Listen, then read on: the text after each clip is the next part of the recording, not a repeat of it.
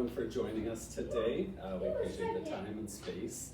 The goal of today is to really discuss aspects of community and how the setup of our community leads to mental health distress experiences, and how we can use community as a tool to help support ourselves, each other, and the people around us. And you know, the function of this is to really dive into that experience and what it means to build that in a world and context where so much of life is built to isolate us and separate us and cause us to feel alone.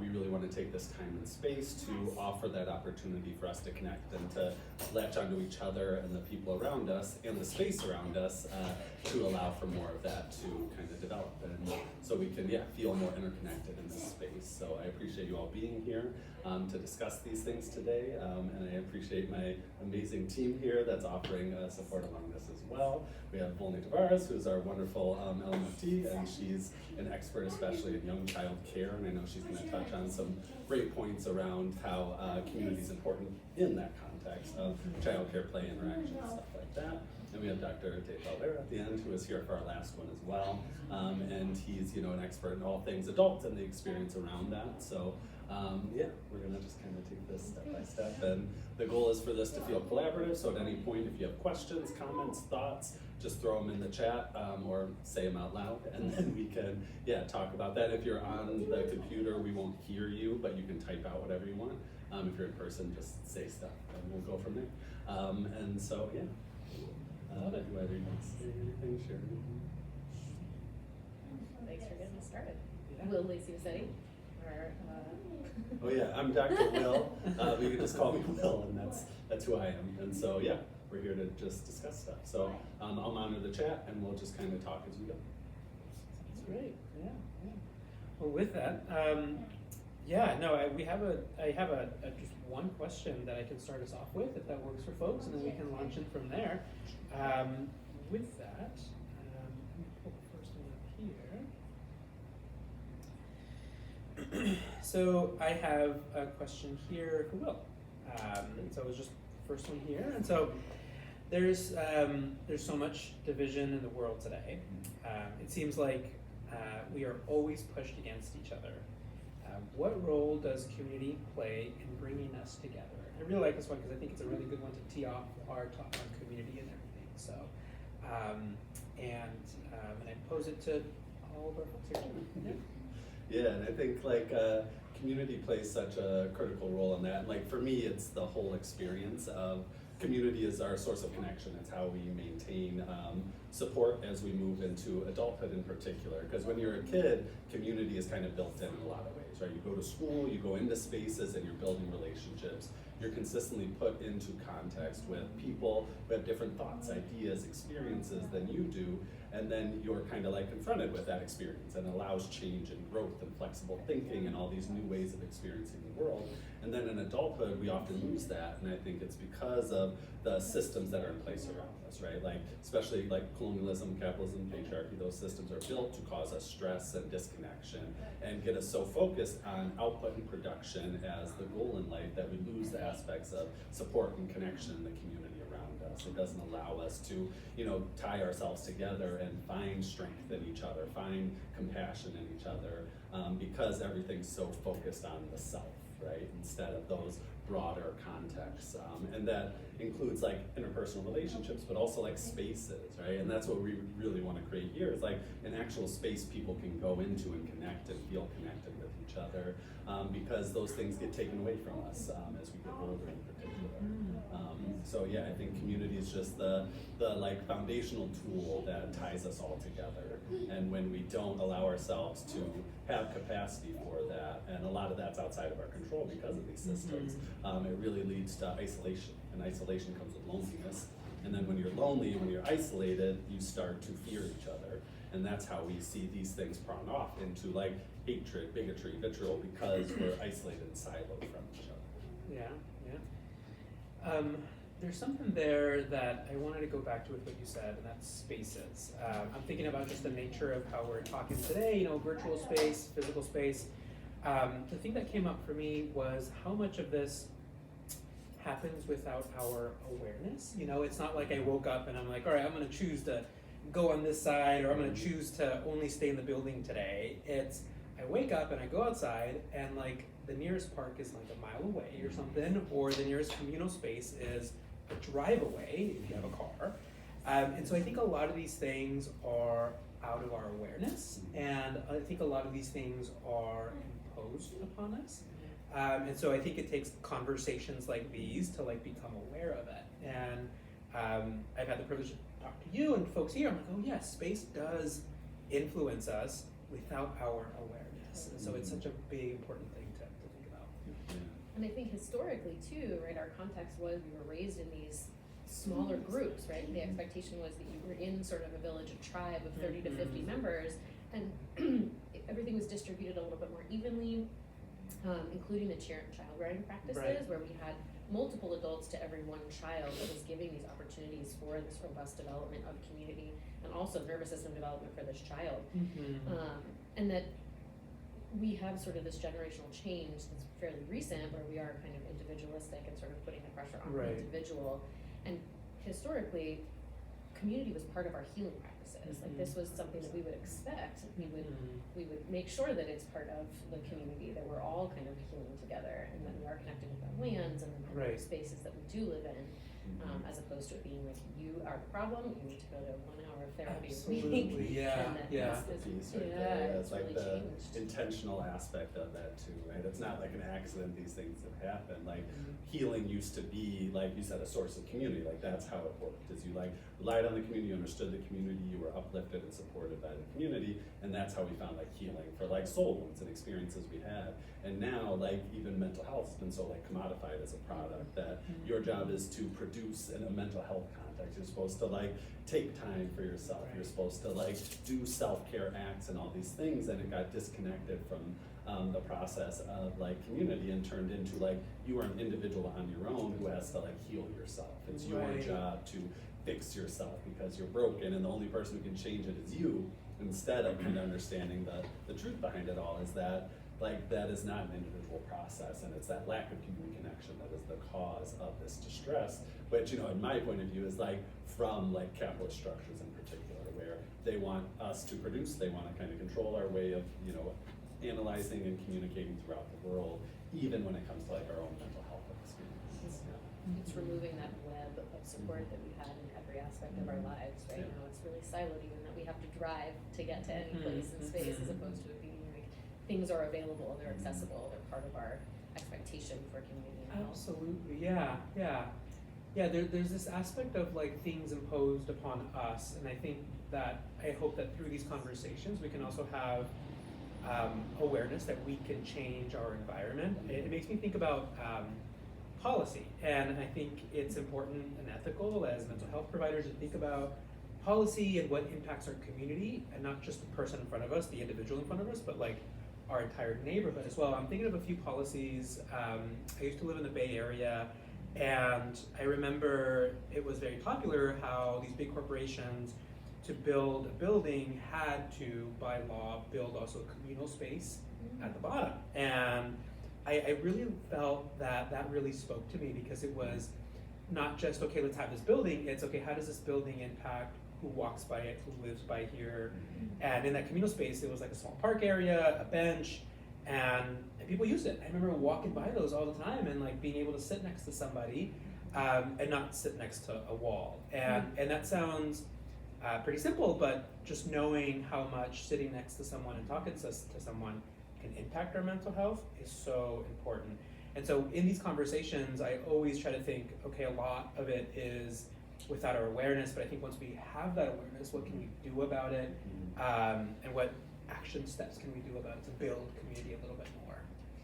I think you bring up such a good point that having that intentional space where you're sharing physical space is so important, because you can be sitting next to a wall, or you can be sitting next to a person who is essentially a wall if they're totally, you know, confined to this technology that's sitting in front of us. And also, technology is the thing that allows us to maintain connections, community, when we're not in that physical space with one another. But it puts a lot of pressure on how are we using this technology responsibly? Absolutely. Are we using it for our benefit, or are we using it to siphon off and to reduce our sense of community with the people that are closest to us? Yeah. Yeah, it's such like a stress point, and a lot of I think our therapeutic spaces in particular is this disconnect from technology and society and what is connection in today's age and stuff like that. And I think it's it's a tool that allows increased access, and it's something that is good within context, right? If there's still these real physical community spaces, those things can help expand that. Whereas if we're not seeing that and that's the only thing you're relying on for community, it's more like a lifeline than security and safety. Yeah. So you mentioned, I think, systems a few times in the beginning. Can you describe a little bit about what systems are at play here, and what your train of thought is when you're thinking of systems? I think it'll be helpful to kind of learn this from every level. And I love this conversation because I think it brings in and incorporates more of the macro perspective, which is very important because all that influences us in many ways. And so you mentioned systems. Can you talk a little bit more about that piece there? Yeah, there's three major systems that I think cause a lot of distress and are very intentional in doing so, and that's colonialism, capitalism, and the patriarchy. And so the patriarchy is one that's very prevalent in a lot of spaces and ties into a lot of this loss of community, because community is also tied to resource allocation and being able to have access to more things, right? And so societally in a patriarchy, typically white men, typically white cis men are offered a lot of resources and space to connect. That's the workspace, that's all these things, whereas women were not allowed to have access to rights and systems and stuff like that, which means they were siloed off in that same kind of way. And when you have decades and generations of this experience where female presenting people aren't allowed to access community in the same way, that's a further context of control, right? And those things expand really easily to how laws are made and how systems are built and put in place. And obviously there's a lot of stress on things like abortion right now, but even when I work a lot with divorce and stuff like that, and the control that's put in place around women through these systems to isolate them when things like this happen is just it's awful to see. And it's something that's really harmful, and it's something that's very intentional. And that's the hardest part, I think, for people to get to when we talk about systems.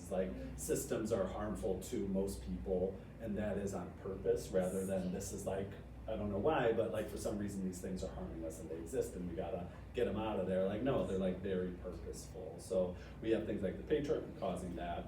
We have colonialism, which has offsprings of white supremacy, bigotry, all these kind of things, transphobia, all those kind of systems are in place in that same context to control people and take away resources and make sure that certain people maintain and consolidate power. Because when they do that, again, they have the control. And then when you have the control, people aren't able to connect because they've isolated them by removing community. And then you can control people because they're getting siloed and they're staying in their same beliefs and they're not able to expand beyond those because all those opportunities are taken away as you enter adulthood, as you enter into spaces that aren't more communal, right? When we lose the schooling experience, And what we know from the research and what the science says is that when people are isolated because of these systems, the isolation makes people a lot more vulnerable to things like depression, anxiety. And so not only are you making people physically alone, you're making people emotionally vulnerable, physically vulnerable as well. There's a ton of research. I have my background in more physical stuff, chronic pain, and so there's a ton of research out there showing that isolation, and I truly believe perpetuated by these systems, that isolation makes people physically ill, and it drives up chronic pain, and when I think of chronic pain, I think of chronic migraine, chronic back pain, all those types of things. Isolation is a big predictor of those things, and so I always find it fascinating to think about both the macro and individual level of these things and how both of those are connected, and there's consequences to those things, real physical and emotional consequences to that isolation that we're seeing. So, and then it feeds back into what we talked about before of the capitalist process of recovery and getting better is on you as an individual, right?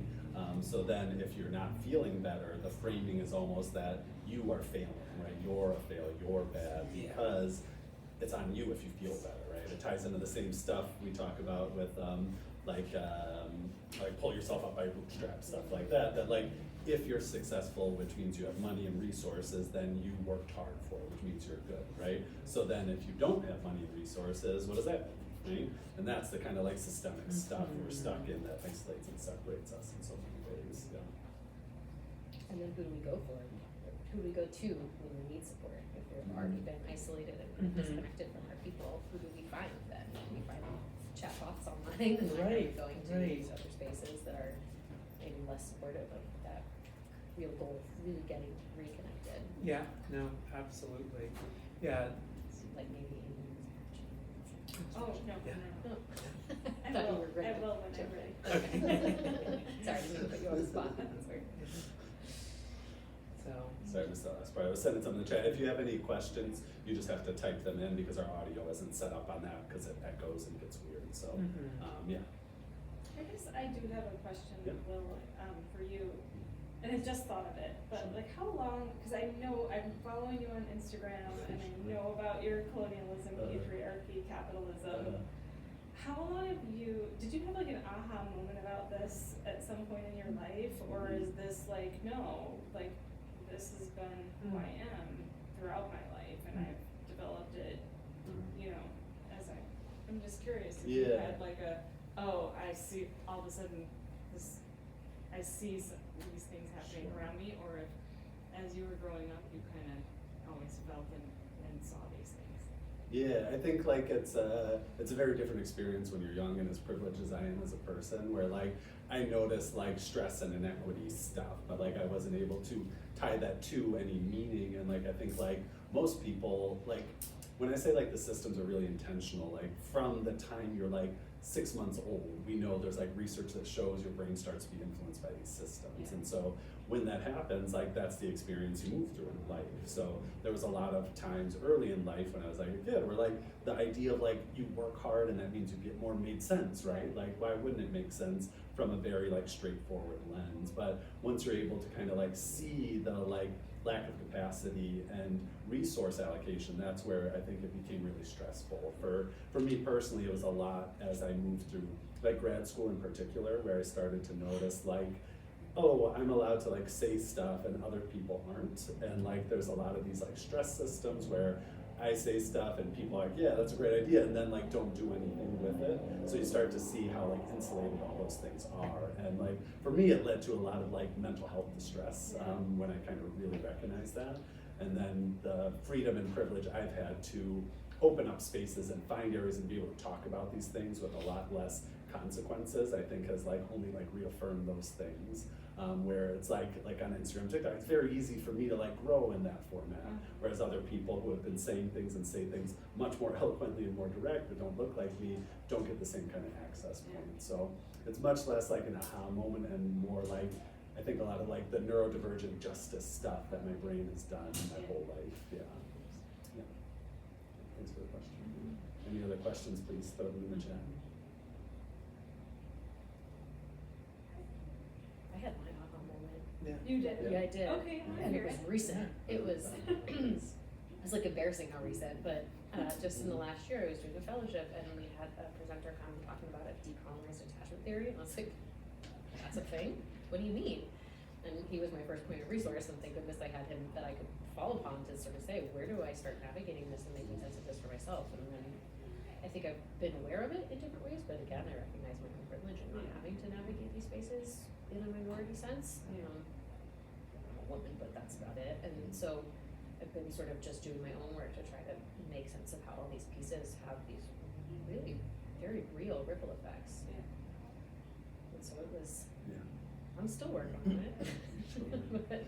And like it's hard too, because like a big issue that comes with like decolonization and presenting it to other people is that the information we have is that colonization is bad and wrong and causes harm, right?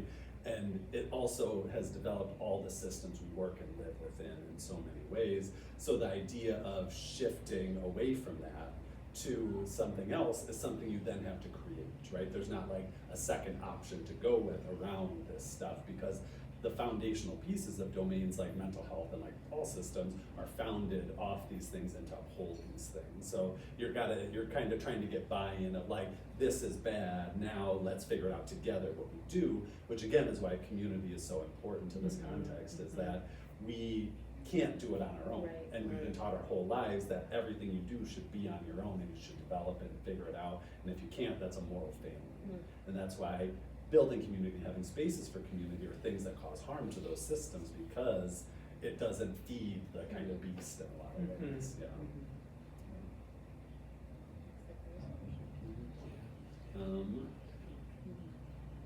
So we have a question from DT. I'm surrounded with community as a primary care doc, and a majority portion of this community seems to be conditioned to follow rules that range from absurd to cruel.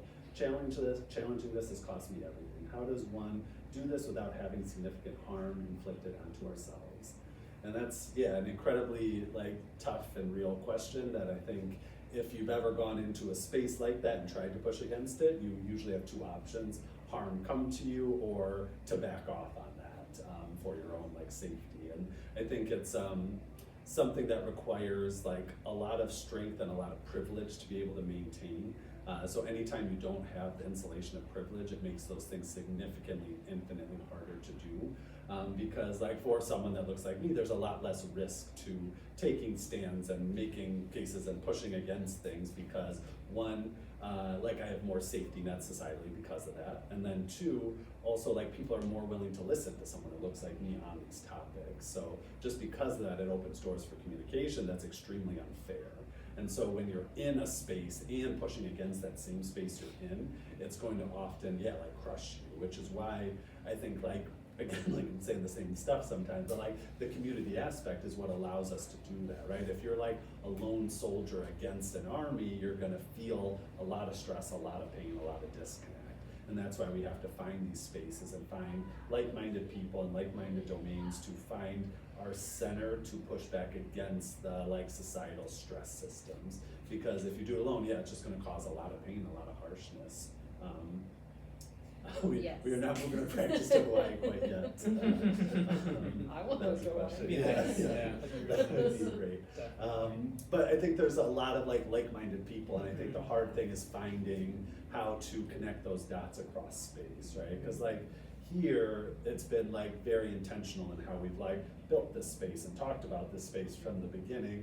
And again, like we were lucky enough to have the like resources and safety net to be able to like do it this way and take a risk in some ways in how we presented and talked about information and how we built this clinic in a space that I wouldn't say Santa Barbara is like an open space to like decolonial views all the time. There's definitely people, but like, again, societal context is in place in Santa Barbara very intensely. Yeah. I don't know what your experiences have been. Yeah, I mean, it's. I'm thinking of a couple things with that question as well. I've worked in hospital systems before, and I've been, confronted that pushback with a lot of things, especially with working with folks who don't speak English as their first language, or there's documentation status as well. And I think the question that came up for me that I may want to pose to the group as well, and then just also share a little bit about that, was how do you build community in those spaces, or just in general? Like what can be some practical things for folks to start to have that support for yourself? Because to that point that you were saying, this I think just leads to a lot of individual distress. To fight that system, to look for a community as well, involves a lot of emotional turmoil, sacrifice as well, going against maybe rules and policies of a hospital as well if you work in that environment, or even if your views are very different from where you live. And so I think a lot of that does come at a mental cost to build a community. And so my kind of question is kind of what helps build community. And so something that helped me in that system was just finding like-minded folks and having an opportunity not just to problem solve, but to like process what it's like to build a community and to have that pushback and to work through it all. That's helped me out so much in those different systems. And working through those different systems, and in my own personal experiences as well. But I'm curious with folks, like, what has been helpful to build community, and once you're aware of, like, you know, I need something here, or I need a space to talk about these things, what's been helpful for folks in that space? I think it's a really good question, and I think about a lot of it, unfortunately, coming here too late in time, right? The point in which we recognize we really need community and we need support, we're already sort of drowning. And so the task of adding in the like effort of finding that community, like you said, feels totally overwhelming and daunting. I'm just thinking about that from like a perinatal mental health perspective. It's so important for moms, parents, caregivers of any kind to find that support, and that usually by the time we really need it, it's kind of weird where to start to access it. That's a great one, because that's like the trick of the system, right? Like the patriarchy like tells you constantly that like giving birth, having a child is this beautiful, amazing process, and like there's components of that I'm sure are true. Like obviously I can't understand it personally, but that is like the framing. And so they don't talk about how 60% of people who give birth have perinatal and peripartum depression or anxiety in some way, like at a severe level, right? That it's more likely than not you experience clinical level symptoms of this experience. And so when people do it, they feel isolated, they feel alone, And so like all those things are just, so intentional. I think like the building community question, like how do you do it, is like such a like tricky one, because it requires, I think, like either luck and privilege, or it requires awareness and like availability, and like you were talking about, it's so hard to kind of find the ability to do that when we're in these settings that cause us harm, right? Like I think in like Santa Barbara, like coming here, I had like built-in communities that came here, and like with my wife, like I moved here to be with her, and then like her family, like that offered me community, and then like I literally like brought one of my best friends with me, right? Like and then like Volney, you joined our team, so I quickly had like a group of people who allowed me to like experience those things that allow the hard parts to feel more manageable, because the goal isn't to survive the system, right? And that's what we're taught pretty consistently, is that survival is the goal, but the goal is this. The goal is these relationships. The goal is the people here sharing this space with us. And so being intentional about that is really important. And like also at this point in my life, I'm able to do that. Like similar to what you were talking about, when I was in like this big major hospital on the East Coast, and like I felt like so alone so often. I was there partially during COVID, and then I was there like I wanted to put in place this anonymous reporting system at this hospital. Like anyone who's experiencing any form of inequity can anonymously report that it occurred, whether it's a patient, whether it's a doctor, whether it's a coworker, like a family member, whoever. And I got like so much pushback on that, because the idea of not knowing who it was, they were concerned about liability. And so there wasn't an ability to understand like, but the whole point is people won't share because they're scared of consequences, that kind of stuff, right? And so like that like was like a turning point for me of this massive disconnect. And like throughout training, we're taught like go to these hospitals, work in these settings, all this kind of stuff, and it just felt really bad. And so finding community in that space felt impossible for me. So I wasn't able to until I got out of that space, and then was able to build real webs of interpersonal relationships, because community to me means like thought, and it means people. And so for me, that's been a thing I've really been able to gain here through the people around me, and for people in the community. Totally, You're gonna say something? Yeah, it reminds me in terms of building community and advocating for spaces to share like-minded beliefs and thoughts, and how important those are. It makes me think about some personal experiences. I think we were just sharing like aha moments, and I had an aha moment in college, and it's definitely related to what we're talking about here in terms of building community and finding community. I grew up in a, just some self-disclosure, a very Latino community in east of East LA, and everyone I knew either had a Spanish-sounding last name or spoke Spanish, and it was was, odd if you didn't speak Spanish or if your parents didn't speak Spanish. And I grew up in that bubble. And when I left that bubble, and when I went to college, and then I went to college in the Bay Area, I realized, whoa, I'm different. And what I eat is different, how I think is different, how my parents think and talk is different, what I celebrate is different. And I felt very lonely and isolated for the first couple years. I was like, what's going on? I can't find a connection or click with folks until I met people who had organizations for people who are Latinx. And I joined those organizations and I'm like, wow, I don't have to explain, my form of thinking. I don't have to explain anything. It was just kind of understood. And so I didn't have to have this mask on and pretend like I fit in, or have to have the burden to explain, everything about my routine, or again, what I eat, how I talk, what my parents believe, how they talk, how they work, all those things, where I'm from. It was just kind of understood. And so I think part of it is building spaces where we feel comfortable sharing those things, and then advocating to protect those spaces. And that's just an example in college, and there's a bunch of organizations in college, but I think beyond that, I think those spaces are still so important. I was just gonna say, to offer another direction on that too, is something we work with a lot of immigrant refugee populations here. That's a really important piece to us, and building community when you have the college insulation, right? That's a built-in space to find those things, right? I don't know if you can speak to a little bit, how does finding community when you're coming here from another country, that kind of experience? No, and I think that's a good question, because if you're coming in from another country, there's and I'll just speak from a personal experience. From my parents immigrated from Mexico, and I was born in the U.S. And I grew up in Los Angeles. But my family, myself, we kind of grew up in this experience of not really fitting in where we grew up and where I grew up in Los Angeles, in a lot of spaces, especially in college.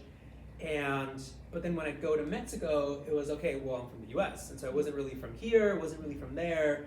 So you kind of had this in between, but what really helped out was finding community in high school and folks who had similar experiences to myself, and really sharing that and being vocal about it and not hiding that, and talking with other kids my age about how funny it is that when we go to Mexico, sometimes we find it hard to find the words to describe how we're feeling because there's a different set of language and expectations and ways of expressing it. And that when we're here and when we go to visit another school, it's very different. And I say that because I played a lot of sports in high school, and we'd step out of our bubble in East LA and go to these very affluent schools, predominantly white schools, and we'd see how different everything was. And it was nice to have that shared community space with my teammates of, wow, yeah, it's very different, and I have you all here. And so I think once you find that space, protecting that space is so important. And I think the flip side of that is advocating for those spaces. And so now that I have this privilege to have this platform and have the schooling, turning back and creating those spaces for other like-minded folks is so important. And I think it's with our last talk, which was talking about how ICE specifically targets spaces like that, right? Right. And I think it shows again how intentional these systems are to disrupt the aspect of community and the ties that bind us and connect us. Title of the talk. Yeah, nice. And kind of come together in that way of being very direct and very overt about causing harm and causing disconnection, to disrupt the spaces where we're able to rely on each other, and we're able to do that without the isolation, without that kind of experience. Absolutely. So, yeah, and there's a comment here, and then I also actually have a question for Volney as well, and a personal experience, and a kind of question that to springboard for you in terms of how this impacts parenting and the family systems as well. And I think about my own experiences and my parents moving from a different country here and having them navigate all of these systems on their own with limited English, and what that was like for me as a child seeing that. And so I'm always curious to hear kind of how that impacts the parent-child dynamics, and not necessarily that case, Mhm. but more so kind of my question for you is like, how do these like divisions that we have in our country impact more of like the family unit and parenting styles, and maybe you can speak a little bit more to that. Yeah. I think I'm going to use the example that you gave too to help kind of build up this answer a little bit in that experience of when we're relating to our child or when we're relating to anyone, really that experience of our nervous system relaxing, when we feel seen and known, and like when we find those pieces of community, it really does at a physiological level, like just organize our systems a little bit better. And I think about it from a caregiving and parenting perspective in that babies aren't raised in a vacuum, right? We learn how to regulate ourselves, we learn how to regulate our emotions, we learn how to relate to one another because we are in relationships all the time, right? And so we think about it from the attachment perspective that as we're building those early relationships with those children, that's creating a blueprint for what we would hope they would experience in other relationships outside of this. And that community and attachment really is not just a one-way street, really it is plural, it is a community experience, and that we want to have multiple people that we can test those relationship and attachment bonds with, and that we would hope that they would be healthy and attuned and warm and provide that, but that we're being denied some of those opportunities where if we were in this smaller tribe where we were available with these, multiple adults who could, rotate in and provide caregiving support, we have so many more developed minds for the benefit of this child, and now our like ideal caregiving ratio at a caregiving, a very good caregiving place is 4 children to 1 adult, and so like they're really truly children are just being denied this opportunity. And then especially if we think about children being raised in very small siloed experiences, they're just not getting the robust neurodevelopmental experiences that they would in a larger community base. And all of those relationships provide this buffering for any adverse experiences that we have as children. And that when we have more than one adult that we can turn to for both physical and emotional safety, it's only giving our nervous system that experience again of like, oh, thank God, someone understands what I'm feeling without me even having to say it. And how good that feeling is. Absolutely. And I'm just thinking of the connection between what you're just saying and what Will was saying earlier in terms of these systems playing a role, and what you were just saying now, Volney, in terms of how we don't want our kids to be raised in isolation, and we want the best for them socially, emotionally, physically, but to do that we run against these barriers of affordability and care and access to that care. And I'm thinking of just like daycare and how expensive it is, and how it is a privilege to be able to take your kid to daycare so they can socialize and have those meaningful connections and relationships. And so I'm always just kind of thinking about that in terms of like these big macro level factors and how they have a direct impact on not just the family, not just the person, but like that person's brain and development long term. Right? Yeah. And that's like another like intentional piece, right? Of like making those things unavailable, making those things hard to get means that most people aren't able to have like dual income houses or allow for that. And then the framing is always like the man will go back to work and then the woman will stay at home and all that kind of stuff, which continues the like isolation and control from the patriarchy, because women aren't afforded those same opportunities.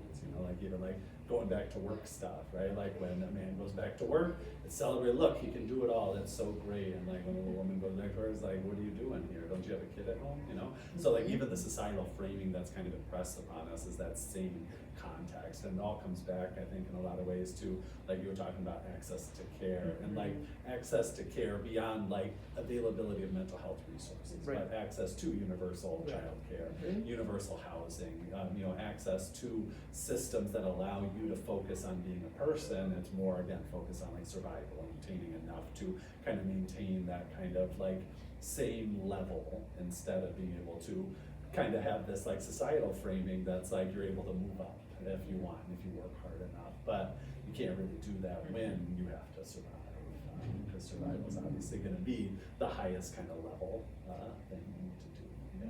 And just thinking about that, like you're saying, this macro and a more micro scale, right? Like if the parents are dysregulated because they have to work and figure out how to do childcare, then are they available in the same way that they would be if they had a universal access to that support, right? A built-in community that could be able to step in and provide childcare without having to shell out for it.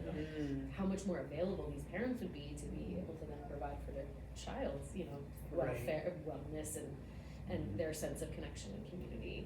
That it really is, it's so multi-layered, like you're saying.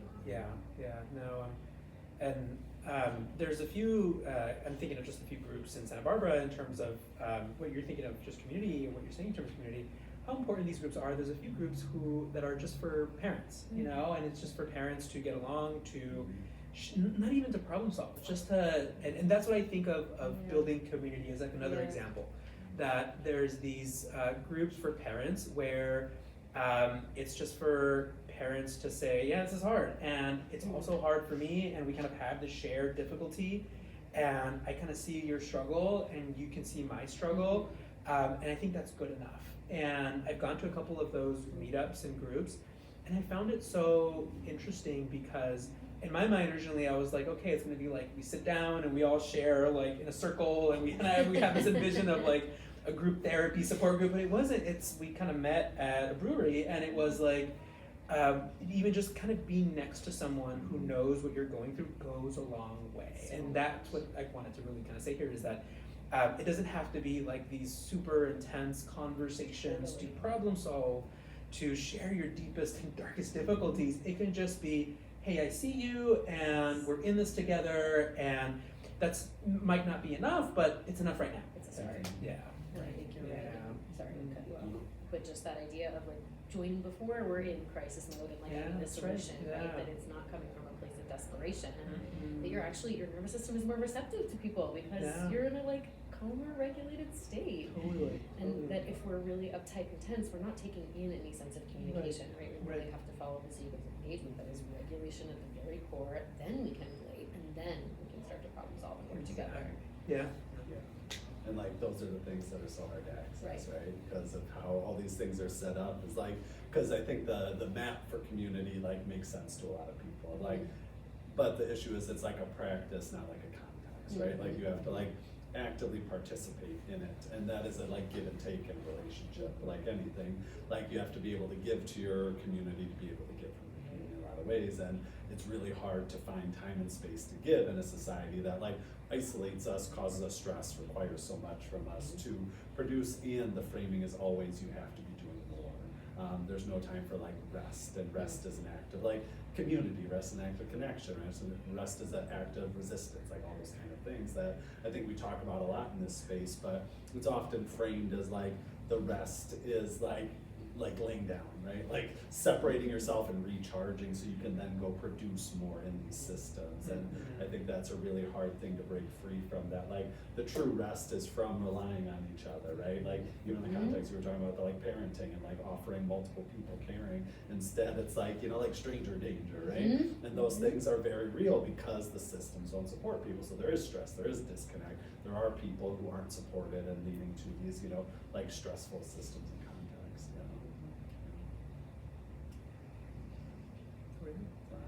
We have a question for you from the previous thing. When you were talking about, this person says, I did come from another country, and there are phases to the immigrant experience. Anxiety about sticking out, settling in, finding your voice, venturing out, growing, flourishing, challenging. Apologies, but is there a contradiction in what y'all are saying from community, but primarily within one's comfort zone of shared demographics? Is this in fact segregating us more? Am I understanding this right? That's a good question. It's something that I get asked often when I talk about these spaces. The way I see them are, they're safe spaces, and I truly will advocate for them, you know, forever, because they're truly needed for the community and for the individual level.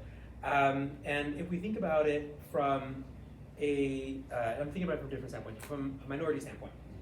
If we don't have those safe spaces for those folks, and I think about it from my own perspective, if I didn't have those groups of people, my friends to talk to, with organizations in college, I would have felt so isolated throughout college, not just 1 or 2 years. I would have been depressed and anxious for 4 years. And I would have felt, gosh, is it me? Is there something wrong with me that I can't talk to folks? But that wasn't the issue. It was, I felt othered. And this othered experience can cause such a detrimental impact to, not just your physical well-being, but your emotional and mental well-being. And that's gonna trickle down to all of these aspects in your life, your academics and how well you are even able to relate to others as well. So no, it's something that I think goes against the segregation, because what it actually does, it puts you in a better spot to not just fight for those safe spaces, but to reach out and talk to someone who has a differing opinion from you, and you're able to advocate for those in need. You're able to change minds because you feel replenished and ready to, talk about those issues. And I think a lot of it's tied to like colonialism in particular, of like the systems in society are built to uphold whiteness, and so those spaces exist for white people all the time, right? And so the framing, and I know like, I remember even like growing up, like there's so much conversation about like assimilation and what that is and all that kind of stuff. And like, so that's the framing, right? Yeah. That this thing that already exists for one group, if you do it with a different group, then that is segregating people instead of forming and conforming to the singular group, right? And so because there's this like privilege aspect, there aren't enough societal like social supports and scaffolding to allow us to feel like connected unless you're kind of in that in group. So that's why there's a necessity for this. And yes, in a world where that hierarchy doesn't exist, then yeah, it'd be great if everyone can just commune in this like free, borderless space, all that kind of stuff. And I think it's tricky to understand how to navigate that. Absolutely.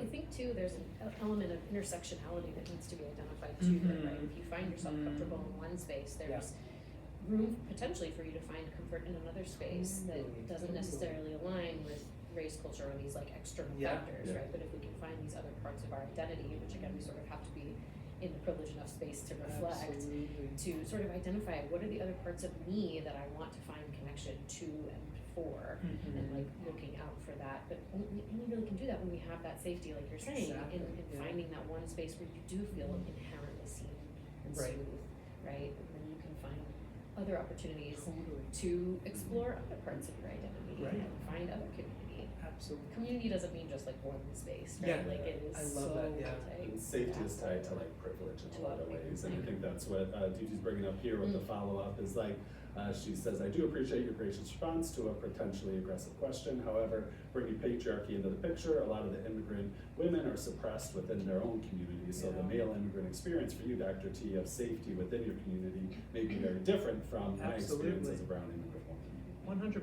100%. And it's something that I've talked about as well before in terms of the privilege, even within the Latinx culture of being a male, and how much involved in that. And it's something that I think the Latinx community, and I'm speaking for Latinx community just because I belong to that community, I think the Latinx community has a lot, and I've taught a lot about this, there's a lot of self-reflection that's needed when it comes to gender dynamics, gender roles, gender in particular, standalone understanding, because I think a lot of these factors are still playing out today. Even I just kind of think about it from my own perspective of kind of seeing my own parents kind of fall into these unwritten roles and expectations for themselves, having a father and a mother, and seeing both of them kind of fall into these scripts.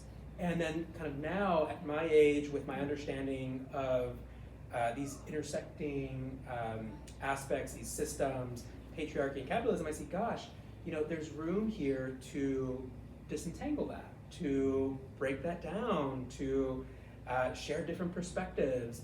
And so I think there is absolutely privilege in that experience that I've had. And I think in using that privilege means turning around and saying, hey, can we talk about these things? Can we talk about things like gender, sexual orientation, gender identity, and all of this in the Latinx community, because it needs more conversation. Yeah, and I think it's like, the important thing I always kind of go back to is like these systems are like built to cause division, built to cause stress, and they're very unfair. And the further you are from the like cis white male hetero standard, the harder it is to access the world. And I think that's something that like obviously we want to push back against and fight and stuff like that, but it exists, and like that's a part of everything we do. Like there's so much like intentional and unintentional harm done within these systems because we're taught from a very young age like how to act and how to present and how to communicate information. You know, we talk a lot about how especially like female presenting people are often taught to sit still, listen, you know, Right. receive information and make other people feel safe and comfortable. So any setting you put someone in who's had that reinforcement their whole lives is going to experience that differently than someone who hasn't had that experience. Totally. And that's going to cause, continued stress, continued disconnection along those lines. Yeah. One more piece that we've sort of mentioned but haven't really is like connection to land and how important that is to community. And I wish Vincent were here to be able to speak on that more deeply than I can. But I think that's also a really valuable piece is that in thinking about our relationships, our community, what is the physical space we are living in and how does that promote or hinder our ability to make connections with others, right? That it sounds like in the Bay Area, making these intentional spaces for Right. people to commune is really different than living in the urban jungle where there are no green spaces, there are no public benches, there aren't really spaces for us to make those initial connections and joint meetings, and you have to seek it even further. Yeah. Yeah. Yeah. No, absolutely. Yeah, the loss of the like communal spaces and the land is like very specific function of this, and you know that's what happened when like the like biggest colonial movement happened here, is that kind of experience. Well, one of those, and so I think it's really important to recognize not only like our brains and our bodies, but like our connection in like a universal sense, like to the land, to the air, to the environment, to the way we treat and care for ourselves and the things around us is just very harsh. And like colonialism is just built to destroy and suck the energy from everything. And when that happens, we lose the energy between each other, and the like true connection that we feel is that kind of like energetic stuff. People call it a lot of different things, soul, energetic field, all that kind of stuff. And I think, we lose that the further we go down these pathways. Yeah, and you know, I think about kind of both of those points together and like the impact that all of this has had on the individual, and one thing that I always try to think about in some way is there something we can do about it? Because the last thing I'd want is for folks to feel completely hopeless in this. And I brought up that policy example because I was like, wow, there's something that we can do, at least if it's an incremental change, to make something different. And I totally know that that difference doesn't come overnight, and that these different these changes aren't in leaps. But if there are small steps that we can take, what are they? And I think again, it's having these conversations, it's self-reflection of what came before us in terms of land and history, and again, I come back to policy and law because a lot of that does impact the individual. Is what can we do to advocate for the community that we care for, and for those that we are not part of and want to advocate for as well. And so again, like thinking about the impact that the macro has on the individual, but again, instilling this little bit of hope of like there's this ability that the individual can impact the macro if we get together, Sure. if we have these conversations, if we start these policy changes as well. Yeah, I mean, for me, like community and connection is just such like a labor of love. Like it's the thing that like brings me so much connection is that I just like love all of you, and I love this space, and I love what we're doing, and I love the goal of like community and breaking down these systems that are built to make us hate each other and disconnect from each other. And I think just that the labor involved in that love is something that I think we're all taking on, and that's really important, and we're doing it whether we want to or not. It's just, are we going to do it together? And I think that's the goal of a lot of this, is to figure out how to do it together. And so we're kind of at the end here. So if there's any last thoughts, we can have those. If there's any last questions, let me know. I'll give you a quick overview of kind of what's happening next in the community. And so there's two pieces. One, we have Vincent Gonzalez, our wonderful AMFT, is holding Circle Keepers talk. We're going to post with a QR code where you can sign up if you want to be a part of that, which is going to be a physical in the community experience where you can go and talk about somatic experiences tied to community and be in nature and space around that. And then next month, we're gonna be talking about nurturing relationships in the age of silos and separation. So what do we do with all this information we talk about? How do we like nurture ourselves and the people around us to build connection from there? And then after that, our next kind of course is gonna be tied to burnout and different experiences around that, whether that's tied to workplace burnout, caregiver burnout, societal burnout, colonial burnout, all the stuff we kind of talked about today, but that'll be that kind of next series from there. And also, if anyone has anything they want to hear about, any thoughts they had, any questions, any feedback, please let us know. We're here. Like the goal again is that this is like a communal experience that we're doing together rather than like singular event of us talking to you. Right? We want it to feel connected. We want it to feel we don't know any more than you about life, right? So together we can talk about how our community needs support and what we can do from there. I think my takeaway is finding a moment of connection and just like honoring, acknowledging it, Love saying it, I yeah. see you to help really build those communities, Totally. even in small ways. So thank you both for doing this. Thank you all. See Yeah. For coming as well, Jen. No, that is not the author of The Whole Brain Child. That's Tina Payne Bryson, who's not here, but she's connected to our clinic. Yeah. She's the CEO starter of the Center for Connection as a whole. Yeah. So we know her. She works with us, but this is whole. Me? Yeah. Oh no. I'm not Tina. Oh, was there a question on there on the Yeah, chat? yeah, Oh, I that's see. it. Yeah, great. Any last questions, thoughts? No. All right, cool. Thank you all so much. Thank you. for So coming. much gratitude. Bye. Thank you. Stop recording.